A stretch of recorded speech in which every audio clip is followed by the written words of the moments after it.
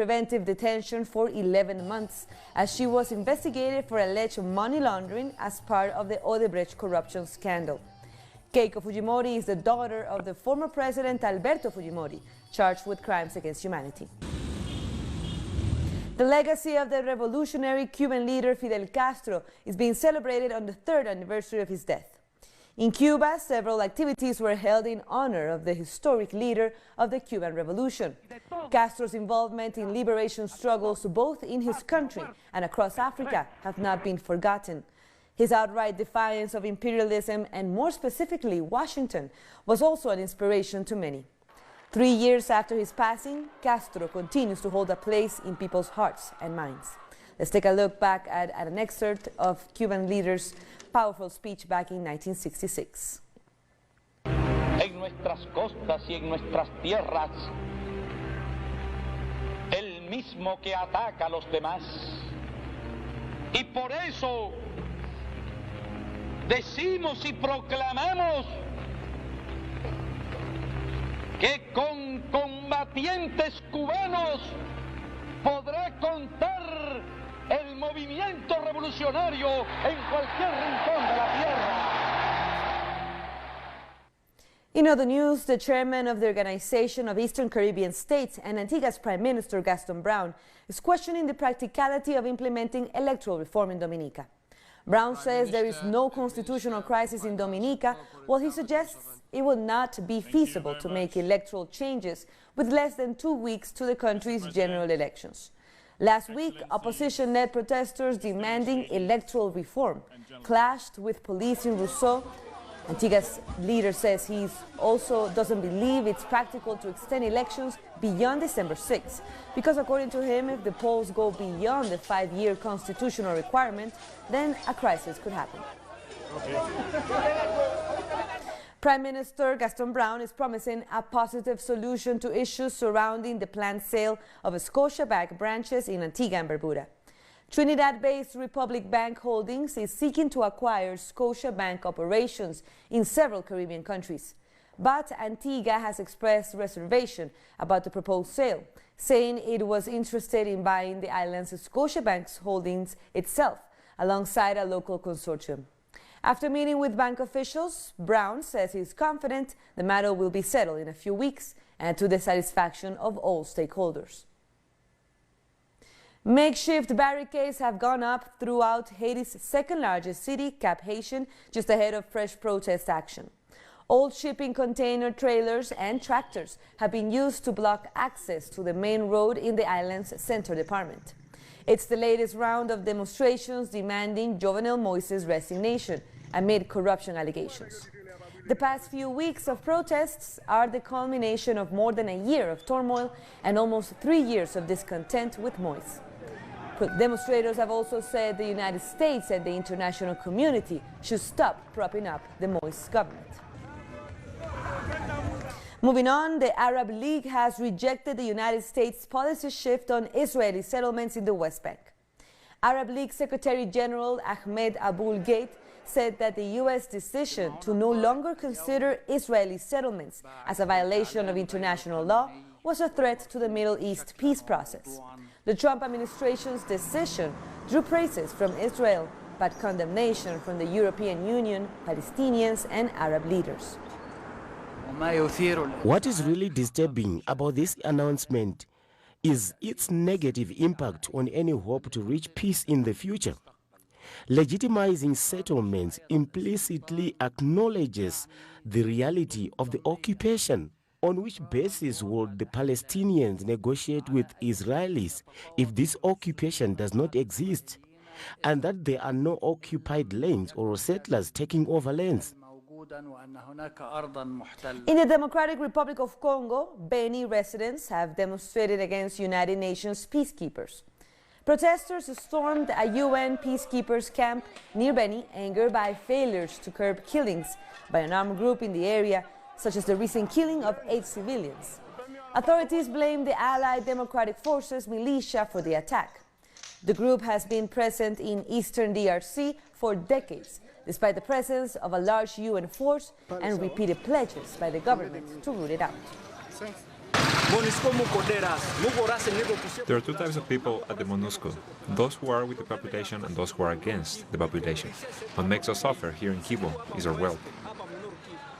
Namibia's High Court has ruled to allow the use of electronic voting machines ahead of Wednesday's presidential and parliamentary elections. The country's opposition had petitioned the use the voting system amid fears of vote rigging by the ruling party. 11 candidates are up for election, with current President Keiko Fujimori seeking a second and final term in office. The country's sixth election since gaining independence from South Africa in 1990 also sees the first woman to run for president, Esther Munyange of the National Unity Democratic Organization. London has refused to renew the operating license for ride-sharing giant Uber over safety concerns. Transport for London, commonly known as TfL, has made the decision because they found a pattern of failures, including trips that took place with unlicensed, suspended or dismissed drivers. Uber, which has 3.5 million customers and 50,000 drivers in London, described the move as wrong and added that it will appeal. While London's traditional black cab drivers welcomed the ruling, the Independent Workers' Union of Great Britain said it will be the drivers working under precarious conditions who will suffer from the decision and not the company. It will be very, very bad news for me, and not for me, for all of us. I mean, for the drivers, Uber drivers. So I don't know. Probably I'm gonna sell the car because I don't know what I'm gonna do. I'm gonna stay on the road without any incomes, absolutely nothing. So we'll see. I don't know. Still, I don't know. But hopefully everything will be okay for us. Meanwhile, London Mayor Sadiq Khan has suggested that Uber drivers affected by this decision should direct their anger to Uber, as the US giant was responsible to ensure the safety of users. That have been identified, there are at least 14,000 journeys where somebody using Uber has thought the person driving them was one person, but in fact it's been somebody else. There have also been examples where drivers who've had their license suspended or dismissed have been allowed to continue to be an Uber driver. These are serious failings. Italian authorities have finally agreed to grant the Open Arms migrant rescue ship access to a port. The 62 African migrants on board were seen dancing and singing after crew members announced that they were going to disembark on Tuesday. Initially, Italian authorities refused entry for the group of migrants who were saved from a rubber dinghy about 70 kilometers off the coast of Libya. Among the group, there were 3 women, 2 toddlers, and 24 unaccompanied minors. The situation in our countries are devastating. We cannot stay there to watch our families in such difficult situations. That's why we take this journey. For our family, we go to Europe to find formation, work, and improve the life conditions of our families. After the break, we take a look at the International Day for the Elimination of Violence Against Women. Don't go away.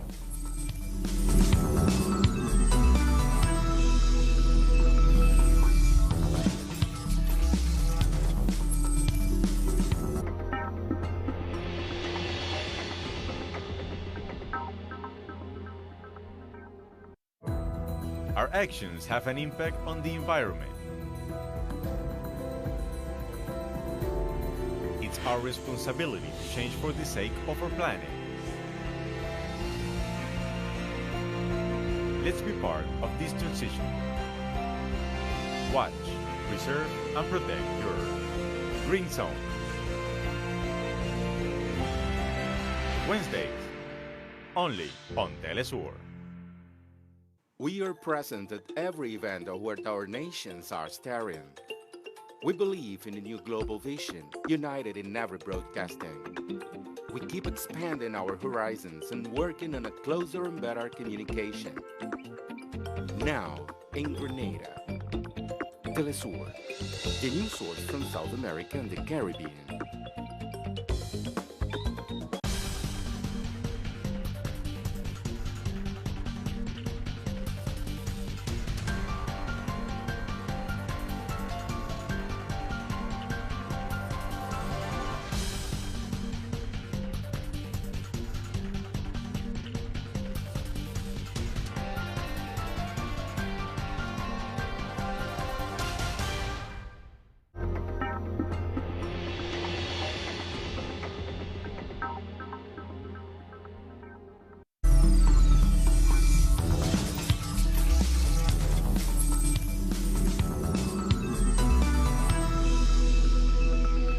joining us again.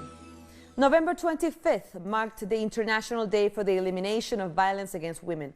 And although many countries in Latin America and the Caribbean have policies to curb violence against women, it still persists and is practiced with relative impunity.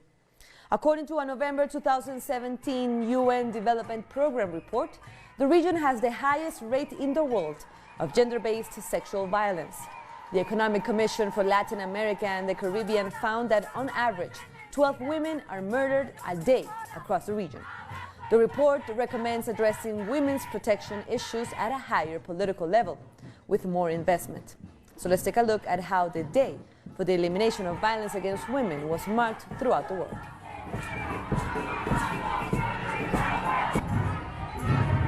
Sexual assault and harassment at tertiary institutions form part of the conversation on gender violence at UWI's Mona campus in Jamaica. The university, in conjunction with the Edna Manley College of Performing Arts, hosted a symposium to raise awareness and trigger action. All this comes in the wake of allegations leveled by a student against a senior male lecturer at another institution, the Edna Manley Fine Arts School, where there have also been 20 other students complaining of sexual harassment. It might appear to some a sort of irony that the college is currently embroiled in a sexual harassment controversy involving cases of sexual harassment against a member of faculty. It is this very reason that we as an institution find it crucial to ensure our voice is a part of the conversation. I must state unequivocally that the college does not condone sexual or any other form of harassment and is committed to providing an academic and work environment that is free from discrimination, victimization, and professional misconduct. So let's take a look at protests around the world. Hundreds of women gather in the Chilean capital to mark the day in the context of the country's general strike. The women took to the streets as health workers, teachers, doctors, and truck drivers held protests as part of another general strike on Tuesday. After more than 5 weeks of protests, feminist movements marched against the government's lack of gender policies and demanded the resignation of the Minister for Women, Isabel Piar.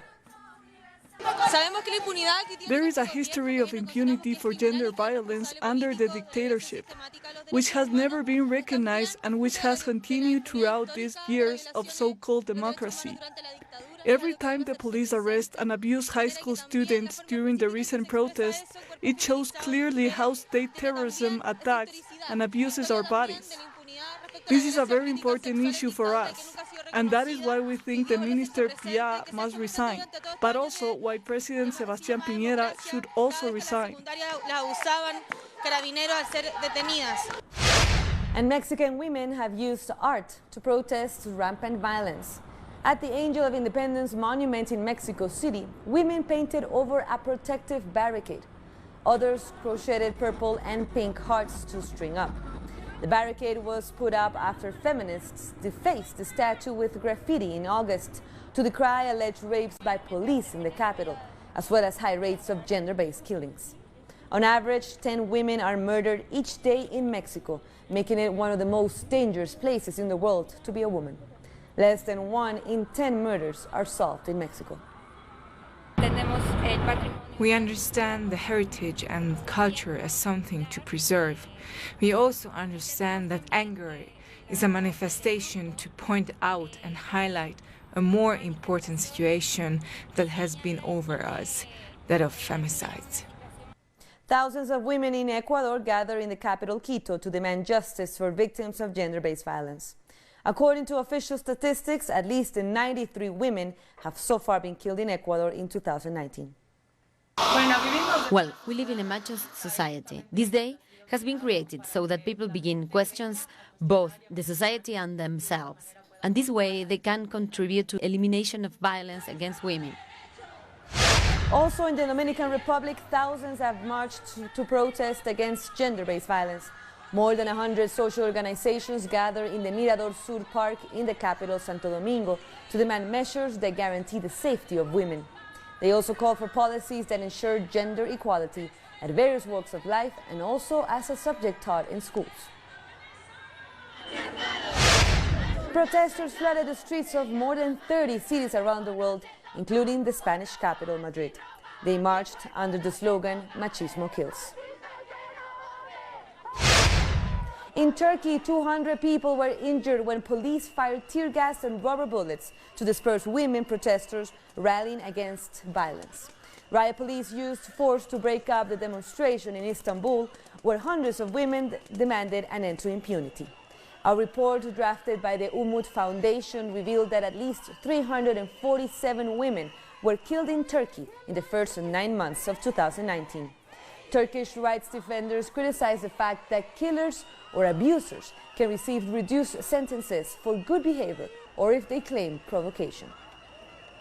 If these security measures would be taken when women go to the police and ask for protection order, we know that there will be less femicide, so that we are depending on our own solidarity. And with that, we end our news brief, but you can find all of our stories by checking our website, telesurenglish.net. And be sure to join us on social media. We're on Facebook, Twitter, and Instagram. For Telesur English, I'm Carla Gonzalez. Thank you for watching.